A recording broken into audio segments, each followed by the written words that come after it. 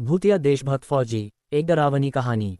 कश्मीर की ठंडी और बर्फीली घाटियों में एक छोटा सा गांव था जो अपनी सुंदरता और शांत वातावरण के लिए मशहूर था।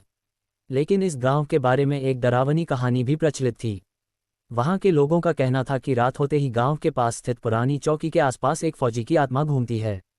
ये कहानी थी कप्तान अर्जुन सिंह की, जो भारतीय सेना का एक बहादुर और देशभक्त जवान था।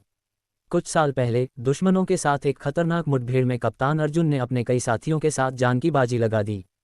उन्होंने दुश्मनों को पीछे हटने पर मजबूर कर दिया, लेकिन इस लड़ाई में अर्जुन की जान चली गई। उनकी शहादत के बाद गांव वालों ने उनकी बहादुरी को सम्मानित किया, लेकिन एक अजीब घटना ने सबको चौंका दिया। शहादत के कुछ दिन बाद से ही गांव वालों ने रात के अंधेरे में उस चौकी के पास एक फौजी की परछाई को चलते हुए देखा। कुछ लोगों का दावा था कि वे अर्जुन सिंह की आत्मा है, जो अभी भी अपने देश की रक्षा करने के लिए उस इलाके की चौकीदारी करती है।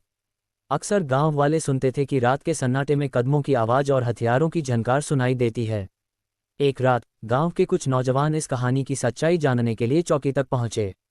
वहां पहुंचते ही उन्हें किसी के कदमों की आवाज़ सुनाई दी, जैसे कोई उनकी ओर बढ़ रहा हो।